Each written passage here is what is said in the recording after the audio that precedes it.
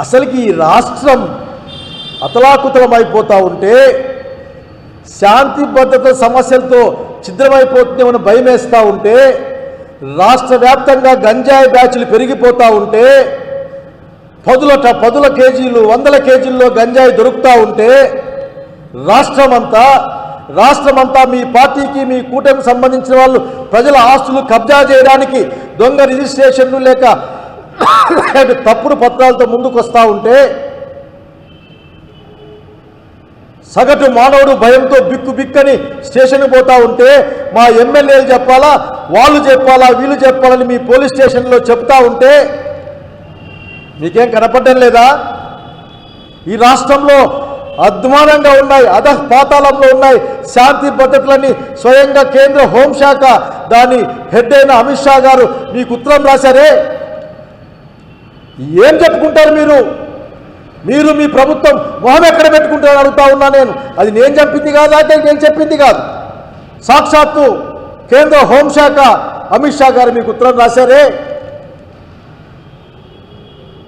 శాంతి భద్రత సమస్య ఎట్లా ఉందో అని. అది శాంతి భద్రతలే కాదు, ఏమి లేవు ఇక్కడ. పారిశ్రామికీకరణ లేదు, పెట్టుబడులు లేవు, ఉద్యోగాలు లేవు, సగటు మానవ జీవితం లేదు, ఆలయాలకు రక్షణ లేదు. అన్ని చోట్ల మీ దుర్మార్గమైన ఆలోచన, మీ పార్టీలో ఉన్న ఆలోచనతోనే అన్ని చోట్ల మీరు చేయబెట్టి ప్రజల జీవితాలని అతలాకుతలం చేస్తున్నారు. ఇవన్నీ కప్పిపుచ్చేందుకోసం మీరు ఇటువంటి మాటలు తెచ్చి బయట తెస్తారు. నేను పోలీసు వాళ్ళకు కూడా చెప్తా ఉన్నా, నేను I'm requesting them with due respect, మీరు ఈ ప్రభుత్వం చెప్పినట్లు ఆడడానికి కాదున్నదనే విషయాన్ని గుర్తుపెట్టుకోవాలి. తెలుగుదేశం పార్టీ మీందో, తెలుగుదేశం పార్టీ ప్రభుత్వం మీందో, ఇంకో ప్రభుత్వం మీందో మీరు ప్రమాణం చేసి ఉద్యోగాల్లోకి రాలే. భారత రాజ్యాంగం పైన, పోలీస్ మాన్యువల్ పైన నమ్మి మీరు ప్రమాణాలు చేసి ఉద్యోగాల్లోకి వచ్చారు. ఈ రోజున అనంతపురంలో చూశాం, అదే గుల్జార్పేటలో రోడ్డు వేస్తున్నారు అనుకుంటా, లేదా సైడ్ కాలువ కడుతున్నారు. అక్కడ తెలుగుదేశం పార్టీ దిమ్మే కూలగొట్టారు. ఎవరు? కాంట్రాక్టర్ మీ వాడు, ఆఫీసర్లు మీ చెప్పు చేతల్లో ఉండేవాళ్ళు, ఆ జేసీబీ డ్రైవర్ మీ వాడు. అంతమంది మీ వాళ్ళను పెట్టుకొని పోలీసు వాళ్ళు మేము బలం చూపిస్తామంటే జనం మీద బలం చూపించడానికి కాదు పోలీస్ శాఖ ఉన్నది. ఇక్కడ ఉన్నది ఏంటంటే న్యాయాన్ని రక్షించడం కోసం. నోరు లేని వానికి, చేతగాని వానికి, భారత రాజ్యాంగాన్ని నమ్మేవాడి కోసం రక్షణ కల్పించడం కోసం పోలీస్ శాఖను వాడుకుంటే బాగా ఉంటుంది చంద్రబాబు నాయుడు గారు. నేను ఈ రక్తం పొట్టేల గొడవ వచ్చినప్పుడు నేను ఒక పోలీస్ అధికారితో మాట్లాడాను. భయం పెట్టండి సార్, భయం పెట్టండి, ఎందుకంటే ఇవన్నీ మనం చెప్పాలి కదా ముందుగానే, భయం పెట్టండి, కేసులు గీసులు రిమాండ్ ఎట్లా అనేది అట్లా మాట్లాడితే మా చేతులు కట్టివేయబడ్డాయి సార్, మేమేం చేయలేమని చెప్పారు. ఎవరు కట్టేశారు? పోలీస్ శాఖలో ఉన్నతాధికారులు కట్టేశారా, లేక మంగళగిరిలో ఉన్న మీ కేంద్ర కార్యాలయం కట్టేసిందా? ప్రజలు అడుగుతా ఉన్నారు. ఈ రోజున సమాధానం చెప్పాల్సిన అవసరం ఉంది. మీరు ఈ రోజున తాత్కాలికంగా తప్పించుకోవడం కోసం, ప్రజల దృష్టిని మళ్లించడం కోసం ఆ మెడికల్ కాలేజీల్లో మీరు చేసే అన్యాయాల కృత్యాలు, ప్రైవేటుకి అప్పనంగా కట్టిపెట్టే ప్రయత్నాలు ఆల్రెడీ మీ చరిత్ర, మీకు రాబోయే మీ భవిష్యత్తు ప్రజలకు అర్థమైపోయింది. ప్రజలకే కాదు, వ్యాపారస్తులకు కూడా అర్థమైపోయింది. ఒక్కటంటే ఒక్కటి కూడా సరైన బిడ్డు రాలేదే మెడికల్ కాలేజీ పట్ల. రాబోయే ప్రభుత్వం జగన్మోహన్ రెడ్డి గారి ప్రభుత్వమని, ప్రజాప్రభుత్వమని, ప్రజల ఆస్తుల్ని కాపాడడం కోసం జగన్ రెడ్డి గారు గట్టిగా నిలబడి చెప్పిన మాట చేస్తారని నమ్మకం ఉంది కాబట్టి ఒక్కరు రాలేదు అక్కడికి. ఆఖరి దానికి మీరు చాలా కథలు చెప్తూ ఉంటారు. చివరికి ఎంత దిగజారిపోయారంటే ఆ లాభ నష్టాల్లో నష్టం వస్తే నష్టం కూడా కట్టేస్తారంట. ఇవన్నీ తప్పించుకోవడం కోసం మీరు మాట్లాడే మాటలు రాష్ట్ర వ్యాప్తంగా. చివరికి కదిరి దగ్గర ఒక జనసేన కార్యకర్త ఏదో అకృత్యానికి పాల్పడితే దాన్ని కూడా వైసీపీ మీద నెట్టే ప్రయత్నం. ఆ మాత్రం చెప్పుకోలేరా? ఇది వీడు మావాడే, మేము మావాడైనప్పటికీ కూడా మేము వీడిని కొట్టామో, తిట్టామో, లేక నడిపించామో అని చెప్పచ్చు కదా. ఆయన చెప్తారు, అక్కడ ఒక డిఎస్పీ గారు బండి లేక నడిపించారట, వాడుకుంటూ ఆ పిల్లోడు కుంటుతా వస్తూ ఉన్నాడు. అంటే మీరు కుంటే ఎంతగా వాడిని మార్చారు పాపం. బండి లేకపోతే నడిపిస్తారు పోలీసు వాళ్ళు. ఈ మాట చెప్తే ఏం చేయాలా? కనుక నేను చెప్పేది ఒక్కటే, ఈ రోజున మీరు ఆర్ ద ఫెయిల్డ్ గవర్నమెంట్ కాబట్టి మీరు టెర్రరైజ్ చేస్తూ ఉన్నారు. పోలీసులతో కొట్టిస్తారు, భయపడిస్తారు. నేను అధికారులు కోరుతా ఉన్నా, దయచేసి ఆంధ్రప్రదేశ్ రాష్ట్రంలో సాధారణ మనుషులకి ధైర్యాన్ని ఇవ్వండి. భారత రాజ్యాంగాన్ని నమ్మి, రెడ్ బుక్ రాజ్యాంగాన్ని కాదు, భారత రాజ్యాంగాన్ని నమ్మే వాళ్ళకి మీరు రక్షణ కల్పించండి. రెడ్ బుక్ రాజ్యాంగం పేరు జరిగే అకృత్యాలని ఎదుర్కోండి. పోలీస్ అధికారులారా, ఈ భారతదేశాన్ని నడిపించేది, ఈ రాష్ట్రాన్ని నడిపించేది బాబాసాహెబ్ అంబేద్కర్ ఇచ్చిన రాజ్యాంగమే తప్ప ఏ రెడ్ బుక్ రాజ్యాంగాల్లో లేక ఇంకో రాజ్యాంగాలు కాదని స్పష్టంగా చెప్పాల్సిన అవసరం ఉంది. మీకు అర్థమై చేస్తూ ఉన్నారు, అర్థం కాక చేస్తూ ఉన్నారు, అర్థం కావడం లేదు. ఆఖరి ఎన్ని సమస్యలు ఉన్నాయి. చివరికి సాక్షాత్తు ఇదే ఊరిలో పోలీసు వాళ్ళపైనే దాడి జరిగితే అది ఎక్కడ ఏం చెప్తారు ఇక్కడ? అంటే అంత భయం లేకుండా లా అండ్ ఆర్డర్ని ఇక్కడ పెట్టగలిగారా? అంటే మీరు చేసే యాక్టివిటీస్ అన్నది ఎటుపోతున్నాయో చంద్రబాబు నాయుడు గారు ఆలోచించాలా. ఈ సమాజాన్ని ఏ విధంగా తీసుకెళ్లాలనుకుంటున్నారో కూడా అర్థం చేసి, అధికారమే పరమావధి కాదు. మీ ముగ్గురు అధికారం కోసం కలిసి ఉండవచ్చు, ఒకరి భుజాలకొకరు సపోర్ట్ చేసుకోవచ్చు, ఒకరి అన్యాయాన్ని ఒకరు కప్పిపుచ్చుకునే ప్రయత్నం చేయవచ్చు. ఏం మాట్లాడడానికి లేదు. ఆకలేస్తా ఉంది, అన్నం పెట్టమంటే కేసు పెడతారు, జీతాలు ఇమ్మంటే కేసు పెడతారు, ఆటినైతే ఆత్మహత్య చేసుకున్నారంటే కూడా దగ్గర రానికుండా మీరు నెట్టేస్తారు, బెదిరిస్తారు. కానీ ఒక్క ఫలితం ఉండదు. ఈ రోజు కూడా ఆ రోజు మీరు దగ్గరుండి పోలీస్ అధికారుల ద్వారా మీరు ఖననం చేయించారే, ఆ కుటుంబానికి ఏమైనా వచ్చిందా అని ఒక్కసారి ఆలోచించారా మీరు? ఎంతసేపు ఒక దుర్మార్గం, దౌర్భాగ్యం. ఈ రోజున సినిమా యాక్టర్ల సినిమాల ప్రమోషన్కి రాజకీయాలు వాడుకునే దుర్మార్గాన్ని చూస్తూ ఉన్నాం. ఈ జిల్లాలో హెచ్ఎల్సి కింద నీళ్లు పోతాలేవు, అడిగే వాళ్ళు లేరు. విచ్చలవిడిగా ప్రభుత్వ భూములను ఆక్రమిస్తూ ఉంటే అడిగే వాళ్ళు లేరు. కొండలన్నీ బోడి కొండలుగా మారిపోతూ ఉంటే పట్టించుకునే వాళ్ళు లేరు. నదుల్లో ఇసుక కొల్లగొట్టబడతా ఉంటే అడిగే వాళ్ళు లేడు, చెప్పే వాళ్ళు లేడు. పేపర్లో చూస్తూ ఉన్నాం, సాక్షాత్తు అధికారుల యొక్క అండదండలతో జరుగుతూ ఉంది అని. ఇవి కదా మీరు పట్టించుకోవాల్సింది. చంద్రబాబు నాయుడు గారు మీరు పట్టించుకోవాల్సింది ఇవి. మీ పేరు మీద లేక మీ ప్రభుత్వం యొక్క అండదండలు సాగిస్తున్న అనేక దుర్మార్గాలు మీరు అరికట్టాల్సిన అవసరం ఉంది. అంతేగాని వాటిని సపోర్ట్ చేస్తూ ఉంటే ఎట్లా? కనుక మీరు పెరుగుతున్న జగన్మోహన్ రెడ్డి గారి యొక్క ఆదరణని మీరు తట్టుకోలేక, జగన్మోహన్ రెడ్డి గారి పట్ల ప్రజలు చూపిస్తున్న ఒక ప్రేమని, అభిమానాన్ని చూసి మీరు వణుకుతూ ఆ భయాన్ని దాచుకోవడం ఎట్లా అర్థం కాకుండా మీరు భయంతోనే పరిపాలించాలనుకుంటా ఉన్నారు.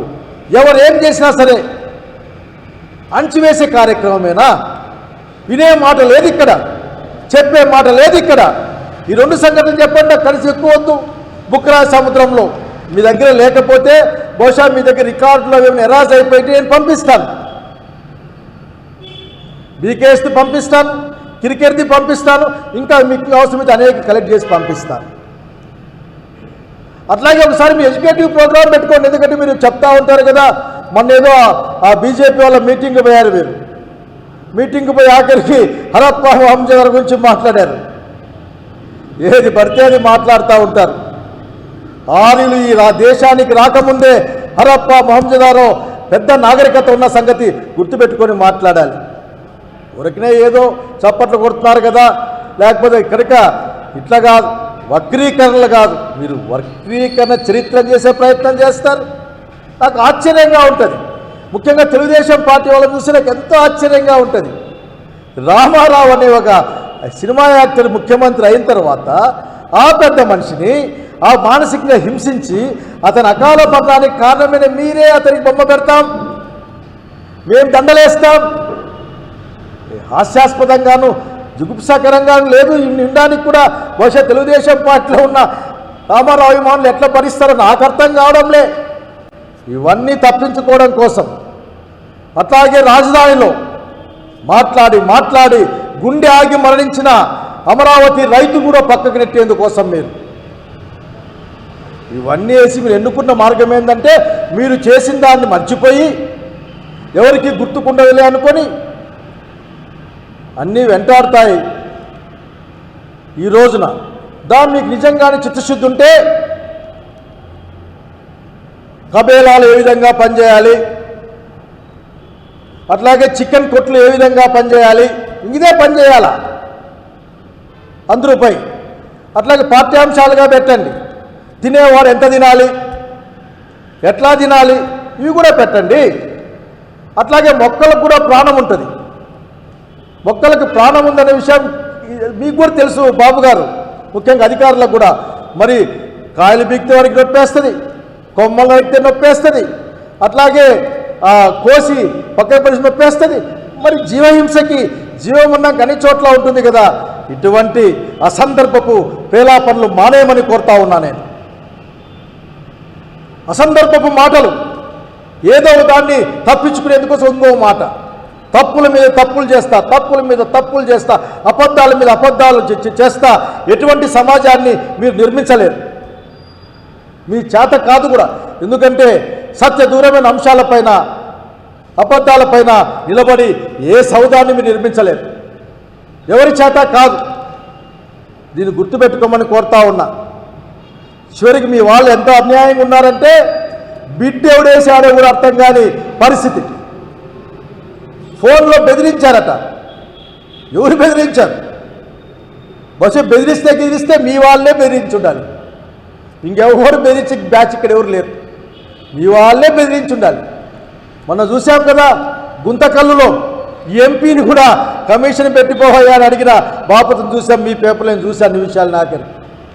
కనుక ఈ రోజున మీ యొక్క బావమరిది గెలిచిన సందర్భంగా పొట్టేళ్ల తలల హారం వేసినా, లేక మా బుక్కరాయ సముద్రంలో ఏటుకొకటి కొట్టేసినా, లేక ఈ రాష్ట్రంలో అనేక ప్రాంతాల్లో మీ వాళ్ళు విందులు వినోదాలు జరిపించుకున్నా, బహుశా నాకు అనుమానం వస్తుంది మీరు వాటిని సుఖంగా మార్చి చేశారేమో. పాపం అనస్థీషియా లాంటివి ఇచ్చి, లేకపోతే వాటికి చెప్పి వాటితో కన్సెంట్ తీసుకొని వాటితో ఆమోద ముద్ర ఆ కాలుతోనో చేతితో నేర్పించుకుని నరుకున్నారేమో నాకు తెలియదు. కానీ ఇటువంటి వ్యర్థపు మాటల్ని మానేయమని కోరుతా ఉన్నా. నిజంగానే పాఠ్యాంశాల్లో పెట్టండి. జీవహింస అంటే ఏందో 30 యాక్ట్ ఒకటి ఉంటుంది పోలీసుల దగ్గర, బ్రిటిష్ వాళ్ళ కాలం నుంచి ఉంది. ఎవరైనా స్ట్రైక్ చేస్తామంటే 30 యాక్ట్ అమల్లో ఉందండి అంటారు. దాన్ని వాళ్ళు రోజు చెప్పాలి మనకి. కనుక ఇటువంటి అంశాలు మీరు పాఠ్యాంశాల్లో చేర్చండి. అట్లా కీర్తించబడతారు మీరు. పశుపక్షాదుల పైన, వరి పైన, మామిడికాయ చెట్ల పైన, తాటి చెట్ల గీస్తారు ఇట్లా పాపం. అన్నిటిపైన జీవ కారుణ్యం ప్రదర్శించిన మనిషిగా మిగిలిపోతారు మీరు, ఒక నయా జీవకారుణ్య సంఘంగా. కనుక ఈ రాష్ట్రానికి పనికొచ్చే మాటలు మాట్లాడండి. మంగళవారం అప్పు కోసం పోయే మాటలు ఎందుకు? ఏందో మాట్లాడుతూ ఉంటారు. ఊరకనే ఏందేందో మాట్లాడుతూ ఉంటారు. నాకు ఆశ్చర్యం వేస్తుంది. వీళ్ళు పరిపాలన చేస్తూ ఉన్నారా? ఒక ఆయన మాట్లాడతారు, అంత గూండాలు రౌడీలపై మీరేం చేస్తూ ఉన్నారు ఇక్కడ అంటే మీరు రాసేస్తారు వీళ్ళు గూండాలు రౌడీలు అని చెప్పి ఆఖరి. కనుక ఈ రాష్ట్రాన్ని ప్రజాస్వామ్యబద్ధంగా ఎవరిని బెదిరించలేరు మీరు. ఎందుకంటే గురువింద గింజ సామెత గుర్తుకొస్తుంది. మీరు గురువిందల్లాగా మారద్దని చెప్తా ఉన్నా.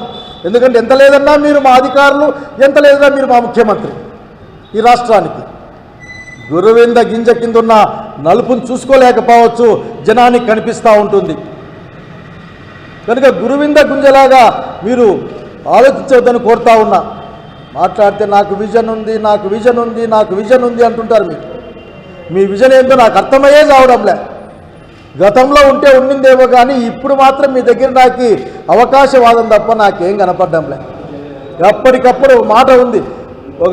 ఒక పద్యంలో ఎప్పటికీ ఆ మాట మాట్లాడి తప్పించుకు తిరుగువాడు ధన్యుడు అనే ఒక పద్యం ఉంది ఆఖరికి. అట్లా మీరు దాన్ని బాగా వంటబెట్టి పట్టించుకున్నారు ఆ తప్పించుకునే కార్యక్రమాన్ని. ఏంది లేదు మీ దగ్గర, అడిగితే చెప్పే సమాధానం కూడా లేదు. వందల కోట్ల రూపాయలు వృధాగా నేలపాలు గాలిపాలు చేశారు మీరు మా కళ్ళెదురుగా. కనుక ఇప్పటికైనా సరే ఇట్లా వ్యర్థ ప్రసంగాలు వ్యర్థపు మాటలు మాట్లాడి కన్స్ట్రక్టివ్గా ఏం చేయాలో, ఒకవేళ నిజంగా జీవుల పట్ల కరుణ ఏ విధంగా ఉండాలి, ఏ విధంగా చంపాలి, లేదంటే ఏ విధంగా తినాలి, లేదంటే ఏ విధంగా వాటిని చేయాలి అంశం పట్ల మీరు కూడా ఒక గైడ్ లైన్స్ ఇస్తే ఆ గైడ్ లైన్ అమలు చేసేందుకోసం ఏమైనా ప్రయత్నం ప్రభుత్వం చేస్తే మాకు వచ్చిన అభ్యంతరం ఏమాత్రం లేదు. అంతేగాని మీ రాజకీయంగా మీరు భయపడుతూ మీ వెన్నులో వచ్చిన ఈ చలికాలంలో కూడా మీ ఒళ్ళంతా చెమటలు పడతా ఉన్నాయి. జగన్మోహన్ రెడ్డి గారి యొక్క వైభవాన్ని చూసి, లేకపోతే ఆ పలుకుబడిని చూసి, ప్రజల ఆదరణ చూసి దాన్ని కప్పిపుచ్చుకునేందుకోసం ఇటువంటి మాటలు, అట్లాగేదో నిమిషానికి పప్పించుకుందాం లేని రాజ్యాంగానికి చట్టాలకి కోర్టు తీర్పులకు వ్యతిరేకంగా సాగే మీ ప్రవర్తన ఏదో ఒక రోజున ప్రశ్నే నిలుస్తుంది మీ ముందర. ఆ ప్రశ్న మిమ్మల్ని ఎక్కడికైనా తీసుకెళ్తున్న సంగతి కూడా నేను గుర్తు చేస్తూ ఉన్నాను. కనుక ఈ సందర్భంగా ఒకే ఒక సలహా చెప్పాలనుకుంటాను మీకు. ఆఖరికి కూడా నేను ఒక డెఫినేషన్ చెప్పాలనుకుంటా ఉన్నా. నేను పొద్దున్నే చూశాను అసలుకి వైలెన్స్ అంటే ఏంది, వైలెన్స్ అంటే ఇదేనా అంటే చాలా స్పష్టంగా WHO మాట చెప్పారు. సైకలాజికల్ టెర్రరైజ్ కూడా వైలెన్స్ అని చెప్పారు. అంటే మానసికంగా భయపెట్టడం కూడా ఒక వైలెన్స్ కిందకే వస్తుంది. వైలెన్స్ అనేది ఏ రూపంలోనే సరే సభ్య ప్రపంచం హర్షించకూడదు అని చెప్పున్నారు. కావాలంటే డెఫినేషన్ పంపిస్తాం మీకు. మీరు ఆంధ్రప్రదేశ్ రాష్ట్ర ప్రజల్ని సైకలాజికల్గా భయపెట్టి టెర్రరైజ్ చేసే కార్యక్రమం చేసే ఆలోచనలో ఉన్నట్లున్నారు. మంచిది కాదని చెప్తా ఉన్నాను. ఇది మంచిది కాదు. ఈ మంచి మాటలు వింటే మంచిదని కూడా తెలియజేస్తా ఉన్నాను. నమస్కారం.